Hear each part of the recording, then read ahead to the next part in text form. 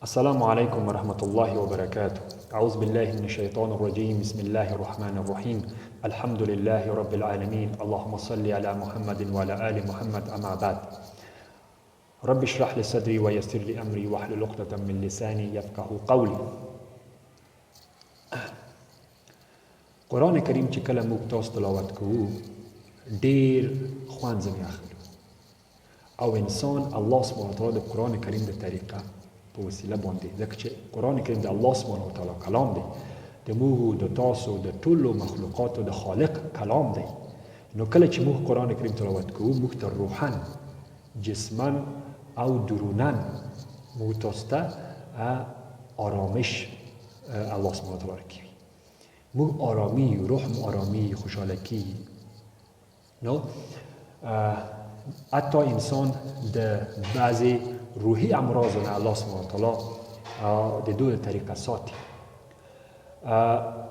الله سبحانه وتعالی قرآن کریم چې موږ تاسو کله تلاوت کوو ډیر خوند کو، ډیر مزه کو، اما کله چې بیا سوره مریم ته ورسو، سوره مریم ته چې کله موږ تاسو ورسو، سوره مریم کې بیا په آخر د هر آیت کې د دوم آیت نشیرو، په آخر د هر آیت کې یا الف راځي.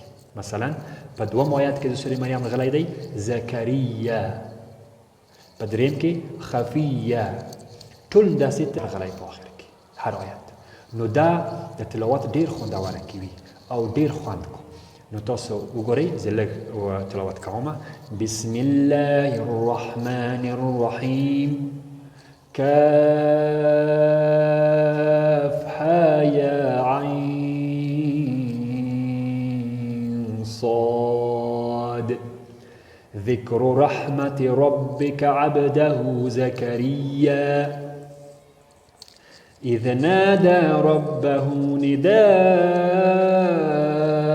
خفيا قال رب إني وهن العظم مني واشتعل الرأس شيبا ولم أكن بدعائك رب شقيا وإني خفت الموالي من ورائي وكانت امرأتي عاقرا فهب لي من لدنك وليا يرثني ويرث من آل يعقوب واجعله رب رضيا يا زكريا إنا نبشرك بغلام اسمه يحيى يا زكريا إنا نبشرك بغلام اسمه يحيى لم نجعل له من قبل سميا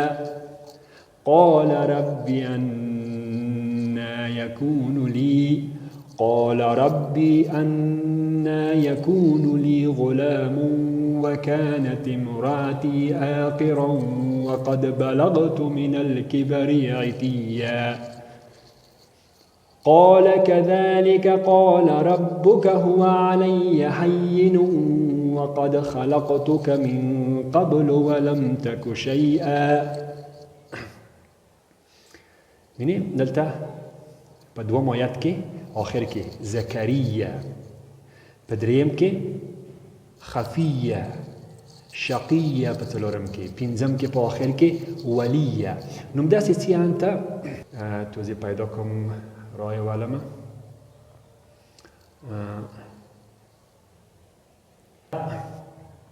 هانته څلور اویایم آیت پورې دم داسې په آخر کې د هر آیت یا و الف راځي. ګورئ اوس مثلا په درې اویایم آیت کې وَإِذَا تُتْلَى عَلَيْهِمْ آيَاتُنَا بَيِّنَاتٍ قَالَ الَّذِينَ كَفَرُوا لِلَّذِينَ آمَنُوا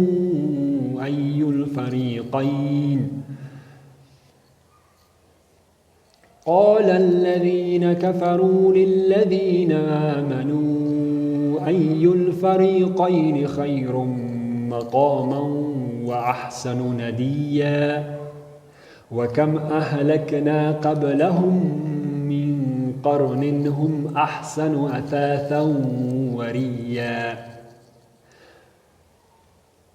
دا څلورم او څلور او یایم آیات څلور او یایم آیات کې آخر کې وریه کنه پس د دونه په هر آیت په آخر کې دال الف لتي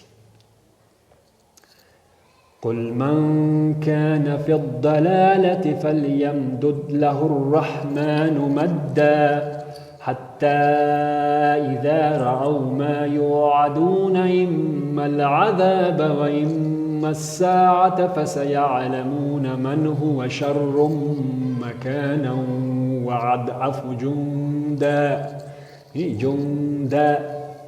ويزيد الله الذين اهتدوا هدى والباقيات الصالحات خير عند ربك ثوابا وخير مردا أفرأيت الذي كفر بآياتنا وقال لأوتين مالا وولدا أطلع الغيب أم اتخذ عند الرحمن يهدى كلا سنكتب ما يقول ونمد له من العذاب مدا ونرثه ما يقول ويأتينا فردا سبحان الله الله أكبر واتخذوا من دون الله آلهة ليكونوا لهم عزا كلا سيكفرون بعبادتهم ويكونون عليهم ضدا الله أكبر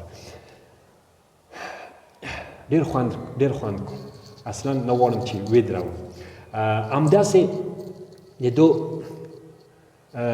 سوره مریم آخره پوریم ټول مثلا ویني عزا عدا وردا اهدا داسې چې ته آخره مریم پورې پس د سوره مریم نه بیا سوره طه ده او سبحان الله سوره طه هم پمدغه طریقه باندې پمدغه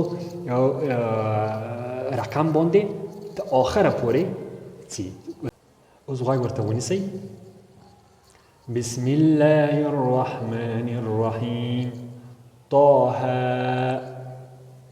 وري التا په سوره مریم کې په آخر آیات کې راغلی دی ګوره آخر آیات د سوره مریم بیایم وكم أهلكنا قبلهم من قرن هل تحس منهم من أحد أو تسمعوا لهم ركزا وكم أهلكنا قبلهم من قرن هل تحس منهم من أحد أو تسمعوا لهم ركزا كنا ألف أو دلتا بطاحة كي سورة طه كي أول آيات كي بسم الله الرحمن الرحيم طه سبحان الله ما أنزلنا عليك القرآن لتشقى الله أكبر إلا تذكرة لمن يخشى الله أكبر تنزيلا ممن خلق الأرض والسماوات العلى الرحمن على العرش استوى الرحمن على العرش استوى له ما في السماوات وما في الأرض وما بينهما وما تحت الثرى وإن تجهر بالقول فإنه يعلم السر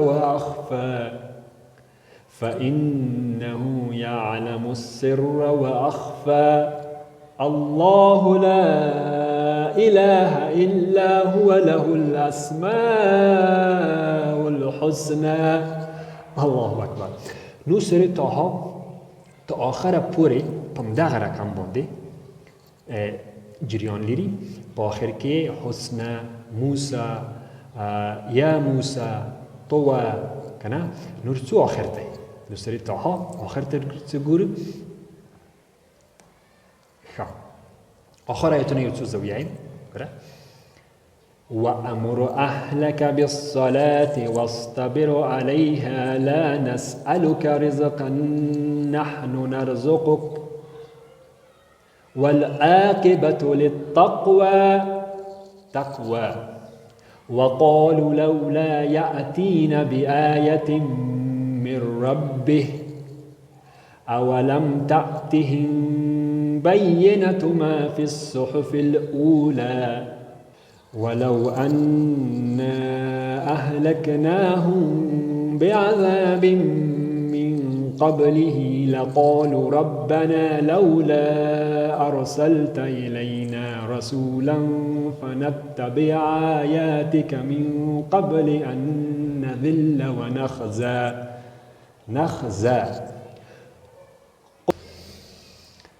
قل كل متربص فتربصوا فستعلمون من أصحاب الصراط السوي ومن اهتدى. الله أكبر.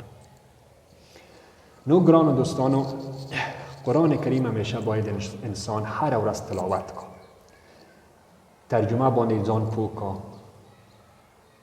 په آیاتو کې د آیاتو په ترجمه کې انسان باید تدبر وکړو، فکر وکړو او کوشش وکړو چې عمل وکړو.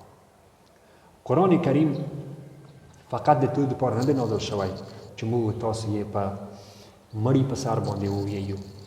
کله چې څوک مړ شي باید قرآن کریم ولګو. نه، قرآن کریم د دپاره نازل شوی دی چې الله سبحانه وتعالی موږ ته ژوند ښودلی دی په قرآن کریم کې. موږ ته یې ښه او بد لار ښودلې ده. دا د هدایت کتاب دی. دا د هدایت کتاب دی چې په دو باندې موږ تاسو اصلاح کیو، په دو باندې موږ تاسو په ژوند پوهیو. څه رقم ژوند وکړو، د چیش دپاره دلته راغلي یو او چیرته ځو، او بیا په ابدي ژوند کې، په همیشګي ژوند کې موږ څه رقم کامیاب شو، هغه الله سبحانه وتعالی په دغه قرآن کریم کې موږ تاسو ته ویلي دي. رسول الله صلی الله علیه وسلم ویلي دي چې ما پس د خپل ځان نه تاسو په مابین کې دوه شیه پرېښي. که تاسو په دغو دوه شیانو باندې ځان کلک ونیولو نو هیڅکله به تاسو ګمراه نشئ. نو رسول الله صلی الله علیه وسلم ویل چې هغه دوه شی دي: کلام الله و سنتي، د الله سبحانه وتعالی کلام او ویل د ما سنت، د ما روش، چې د رسول الله صلی الله علیه وسلم روش طریقه هغه په صحیح احادیثو کې ټول شوي دي. نو د موږ تاسو کامیابی، غټه کامیابی د موږ تاسو هغه په قرآن و حدیث کې ده. کله چې موږ تاسو روزانه قرآن و حدیث وویایو، ځان په پوه کړو او عمل په وکړو، انشاءالله الله سبحانه وتعالی به موږ تاسو ته کامیابی راکړي، هم په دو دنیا او هم په هغو دنیا. په هغو دنیا غټه کامیابی، د ټولو نه غټه کامیابی دا ده. الله سبحانه وتعالی په قرآن کریم کې وایي چې ټولو نه غټه کامیابي دا ده چې انسان د دوزخ د اور نه وساتل شي او جنت ته ننستل شي. کله چې انسان جنت ته ننوځي، دا د ټولو نه غټه کامیابي ده. سبحان الله، الله اکبر. الله سبحانه وتعالی د موږ تاسو ته فهم د قرآن کریم راکړه. الله سبحانه وتعالی د موږ تاسو ته توفیق د نیکو اعمال راکړه. الله سبحانه وتعالی د موږ تاسو ته توفیق راکړه چې په قرآن او په حدیث باندې ځان پوه کړو او په قرآن او په حدیث باندې عمل وکړو ان شاء الله تعالی. بارك الله فيكم، جزاكم الله خيرا. سبحانك اللهم وبحمدك، أشهد أن لا إله إلا أنت، أستغفرك وأتوب إليك. السلام عليكم ورحمة الله وبركاته.